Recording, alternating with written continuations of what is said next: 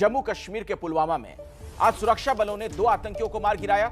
सुबह हुए एनकाउंटर में 2 आतंकी ढेर किए गए। इससे जुड़ी बड़ी खबर आ रही है। मारे गए 2 आतंकियों में से एक आतंकी जैश के मुखिया मसूद अजहर का रिश्तेदार है और इसका नाम इस्लाम अलवी उर्फ अबू सैफुल्ला उर्फ लंबू है। जम्मू कश्मीर पुलिस के मुताबिक लंबू 2019 में पुलवामा में सीआरपीएफ की बस पर हुए आत्मघाती हमले की साजिश में शामिल था। यह अटैक वाले दिन तक फिदायीन हमलावर आदिल डार के साथ मौजूद था। आपको यह बता दें कि पुलवामा हमले में सीआरपीएफ के 40 जवान शहीद हो गए थे, जिसके बाद भारत ने पाकिस्तान के खिलाफ कार्रवाई भी की थी। बालाकोट में हवाई हमला किया गया था। मौलाना मसूद अजहर का रिश्तेदार बताया जाता है। यह लंबू नाम का आतंकी पुलवामा हमले को अंजाम देने वाला आतंकवादी ढेर किया गया है। एक बड़ी कामयाबी सुरक्षा बलों के लिए। जैश ए मोहम्मद से जुड़े संगठन का आतंकी था सैफुल्ला उर्फ लंबू। आज सुबह पुलवामा में सुरक्षा बलों ने जो कार्रवाई की उसी में यह दहशतगर्द मारा गया है। तो मसूद अजहर का यह रिश्तेदार भी बताया जाता है और इस लिहाज से सुरक्षा एजेंसियों के लिए एक बहुत बड़ी कामयाबी है ये। तो पुलवामा हमले में शामिल था ये, इस बारे में जानकारी मिली थी और जाहिर तौर पर ऐसे में लंबे वक्त से इसकी तलाश भी थी।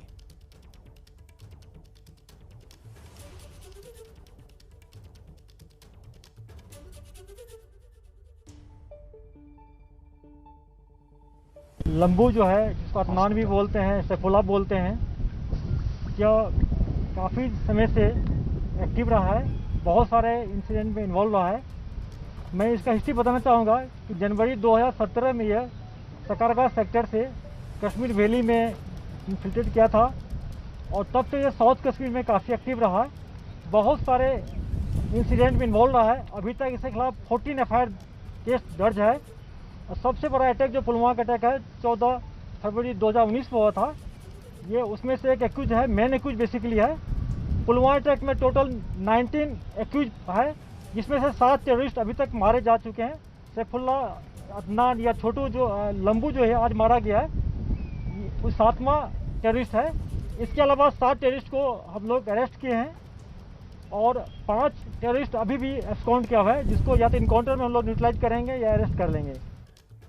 इसी खबर पर आपको विशेष जानकारी देंगे। हमारे साथ आसिफ कुरैशी हमारे सहयोगी जुड़ गए हैं। आसिफ, सैफुल्ला का मारा जाना, सैफुल्ला उर्फ लंबू का, ये कितनी बड़ी कामयाबी है सुरक्षा एजेंसियों के लिए? अखिलेश, देखिए, जैसा कि आईजीपी पुलिस ने भी थोड़ी देर पहले जो प्रेस कॉन्फ्रेंस हुई थी उसमें बोला कि सैफुल्ला जो है शकरगढ़ सेक्टर से, जो कि जम्मू में सियालकोट सेक्टर जो सामने पाकिस्तान की साइड पड़ता है, वहां से जनवरी 2017 में कश्मीर आया और पिछले 4 सालों से वो दक्षिण कश्मीर में सक्रिय था। जैश ए मोहम्मद, जब सैफुल्ला कश्मीर आया था, जैश ए मोहम्मद का कहीं नामो निशान नहीं था। यहाँ पे केवल लश्कर और अन्य हिजबुल मुजाहिदीन जैसे संगठन ही सक्रिय थे। लेकिन सैफुल्ला के यहाँ आने के बाद से दक्षिण कश्मीर में जैश ए मोहम्मद ने एक बार फिर से अपनी पेट बढ़ानी शुरू कर दी। यहाँ पे नए लड़कों को रिक्रूट किया गया और पूरे इलाके, खास तौर पर त्राल के आसपास के इलाकों में जैश ए मोहम्मद की पेट बनाने में सैफुल्ला का हाथ बताया जा रहा है। सैफुल्ला के आने के बाद तलहा सईद यहाँ पे आया था, उसके बाद सैफ सईद आया था और उसी के बाद कारी यासिर आया था, जिनके लिए बेस जो बनाने का काम था वो अदनान ने ही उर्फ सैफुल्ला ने ही किया था। इसीलिए सुरक्षा बलों का ये मानना है कि पिछले 4 सालों से वो कभी कभी पहाड़ी इलाकों से नीचे इलाकों में आता था, त्राल के आसपास के इलाके में घूमता था या पुलवामा तक भी आता था।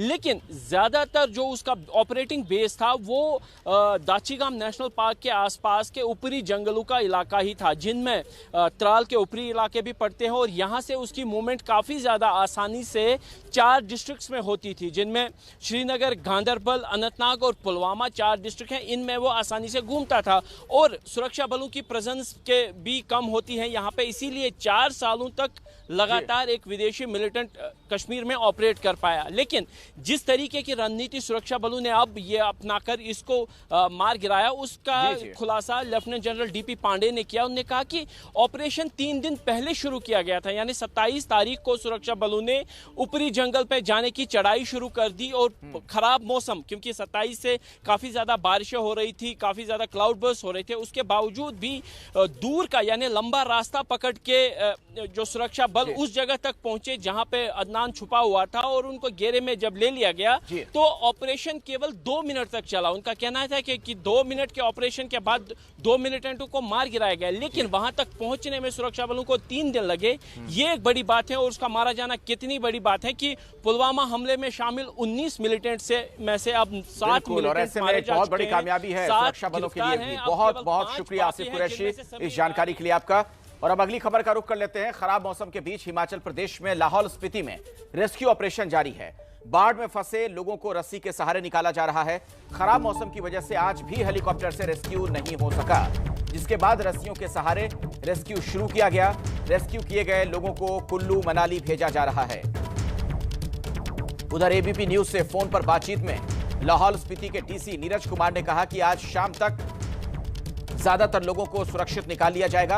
आपको यह बता दें कि बाढ़ के पानी में 241 लोग फंस गए थे, लेकिन अब इस बात का भरोसा दिया जा रहा है कि आज शाम तक सभी लोगों को निकाल लिया जाएगा। तो लाहौल स्पीति में फंसे सैलानी, उनके लिए मुसीबतें अचानक से बढ़ गई थी और रेस्क्यू ऑपरेशन अभी भी जारी है।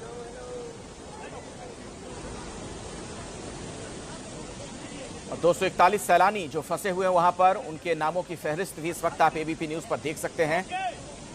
कोशिश ये की जा रही है कि जल्द से जल्द उन्हें सुरक्षित वहां से निकाला जाए और प्रशासन का यह कहना है कि आज शाम तक सभी लोगों को वहां से बाहर निकाल लिया जाएगा। 241 इनकी संख्या बताई जाती है जो सैलानी यहां पर फंस गए थे लाहौल स्पीति में। तो रेस्क्यू ऑपरेशन अभी भी जारी है।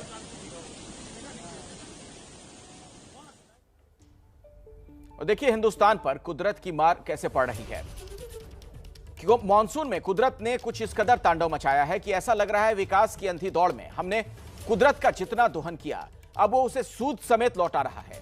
जाहिर है कि मदर नेचर के इस प्रचंड गुस्से का सबसे ज्यादा असर इंसानों पर ही पड़ रहा है और सबसे ज्यादा बुरा हाल पहाड़ी इलाकों का है।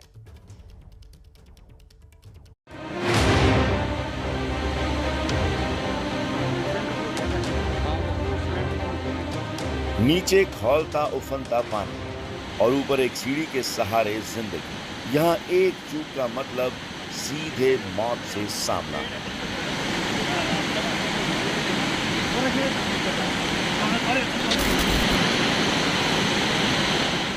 सैलाब की इस हाहाकारी आवाज को सुनकर कोई इसके करीब भी ना जाए, लेकिन यहाँ दांव पर एक जिंदगी लगी है, इसलिए रेस्क्यू टीम भी पूरा दम लगा रही है। ये डरावनी तस्वीर हिमाचल प्रदेश के लाहौल स्पीति की है, जहां लोग एक घायल शख्स को बरसाती नाला पार कराने की जद्दोजहद में जुटे। निकल गया। कुछ नाले के दूसरी तरफ हैं तो कुछ घायल शख्स को रस्सी के सहारे उस पार ले जाने की कोशिश कर रहे हैं।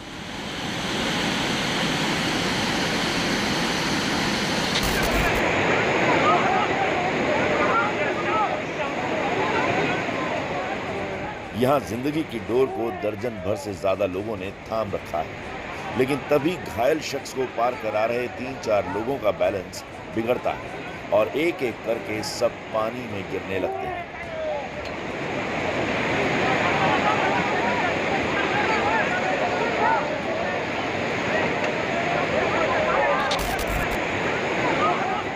इस तस्वीर को देखकर सबके मन में यही सवाल आएगा कि आगे क्या हुआ। क्या ये लोग बचे या फिर बाढ़ इन्हें अपने साथ बहा ले गई? तो राहत की बात यह है कि कुछ लोगों ने खुद को संभाल लिया, जबकि एक शख्स दूर तक पानी में बहकर चला जाता है। हालांकि किस्मत साथ देती है और वो किनारे लग जाता है।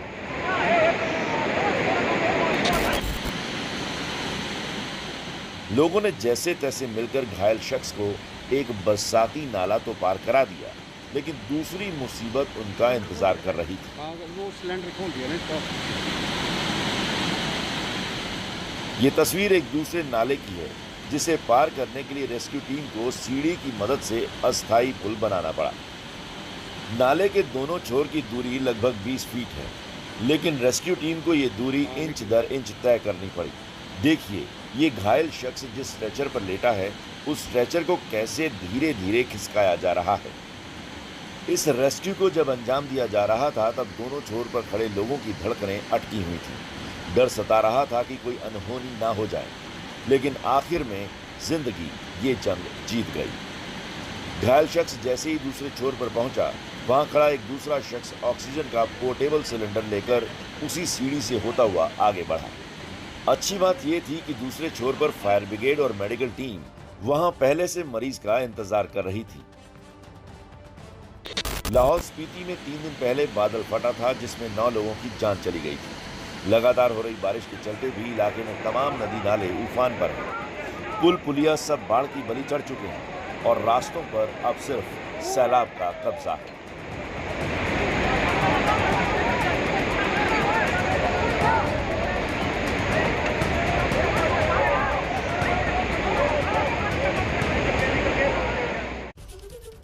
तो लगातार हो रही बारिश से पहाड़ों पर लोगों की मुश्किलें कम नहीं हो रही। कल हमने आपको हिमाचल के सिरमौर की तस्वीर भी दिखाई थी।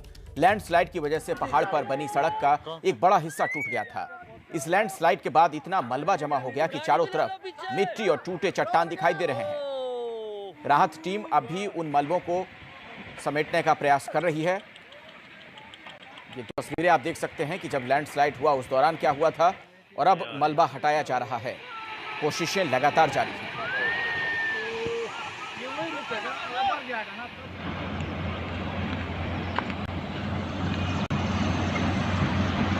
सिरमौर हिमाचल की तस्वीर आप देख पा रहे हैं किस तरीके से ये भयानक हादसा देखने को मिला था जब लैंडस्लाइड हुआ था। उस दौरान का दिल दहला देने वाला दृश्य आप देख रहे हैं और मलबा हटाने का काम लगातार जारी है।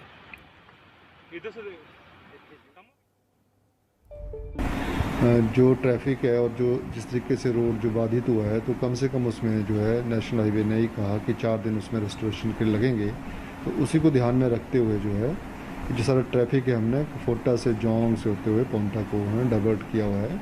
और ये भी निर्देश दिए गए हैं इनको कि आप फोटा में भी जहाँ डाइवर्जन है और पोंटा साहब में जहाँ डाइवर्जन है वहाँ पे लोगों की सहूलत के लिए बोर्ड लगाएंगे कि ये रोड यहाँ तक का है, इसके आगे बंद है।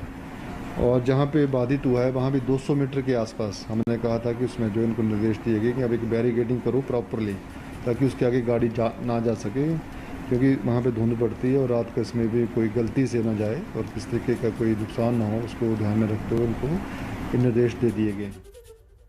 दरअसल पहाड़ से लेकर मैदान तक बारिश से लोगों का बुरा हाल है। अब आपको राजस्थान के फतेहपुर शेखावटी की तस्वीर भी दिखाते हैं। यहाँ बारिश के बाद पूरे इलाके में पानी भर चुका है। घर, सड़कें, बस स्टैंड, यहां तक कि मंदिर भी पानी में डूब चुके हैं। आप देख पा रहे हैं हर तरफ पानी ही पानी। ये राजस्थान में फतेहपुर शेखावटी का दृश्य आपके सामने।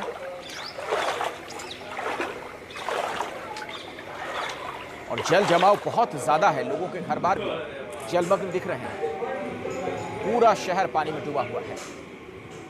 राजस्थान में ही अब हम आपको 12 की तस्वीरें दिखाएंगे जहां लगातार बारिश से लोगों का बहुत बुरा हाल है। बारिश का पानी पूरे इलाके में भर चुका है, ये देखिए जरा। और पानी में वेग भी बहुत ज्यादा तेज है और ऐसे में लोगों का आना जाना भी मुश्किल हो चला है। सड़कों पर पानी ऐसा लग रहा है मानो कोई ये दरिया हो। और राजस्थान के ही सीकर की तस्वीर भी आपको दिखा देते हैं जहां नदी नाले उफान पर हैं। बारिश का पानी शहरी इलाकों में भर चुका है, चारों तरफ पानी ही पानी।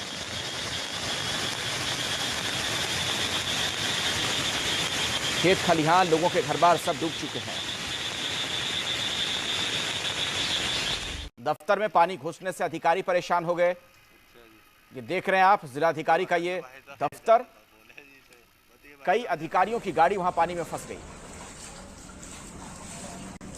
और पानी के बीच दफ्तर के अधिकारी और कर्मचारी बेबस नजर आ रहे थे।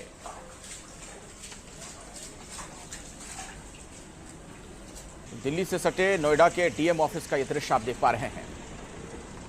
पहाड़ से लेकर मैदान तक बारिश ने लोगों की मुश्किलें बहुत बढ़ा दी हैं। अब आपको उत्तर प्रदेश के मैनपुरी से आई कुछ तस्वीरें दिखाते हैं। यहां बारिश के पानी से पूरा इलाका डूब चुका है। और ये आप देख पा रहे हैं एक ट्रैक्टर पर किस तरीके से कुछ लोग फंस गए थे। न सिर्फ सड़कें, गाड़ियां बारिश के पानी में, बल्कि बाजार, दुकान, हर तरफ पानी ही पानी नजर आ रहा है। ये कोई अंडरपास है जहां पर आप देख पा रहे थे किस तरीके से कई लोग फंसे हुए थे। उत्तर प्रदेश में सोलन नदी उफान पर है। सोलन नदी का जलस्तर बढ़ने से मुजफ्फरनगर के कई गांव पानी में डूब चुके हैं। सड़कों पर पानी जमा होने से कई गांवों का संपर्क टूट चुका है।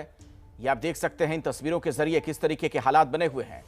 जगह जगह पानी जमा होने से लोग बहुत ज्यादा परेशान हैं। ये यूपी में मुजफ्फरनगर का हाल आपके सामने।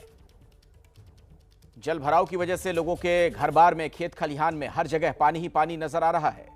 सोलन नदी उफान पर है और ऐसे में लोगों की जो जिंदगी है, आप देख सकते हैं किस तरीके की मुश्किलातों का उन्हें सामना करना पड़ रहा है।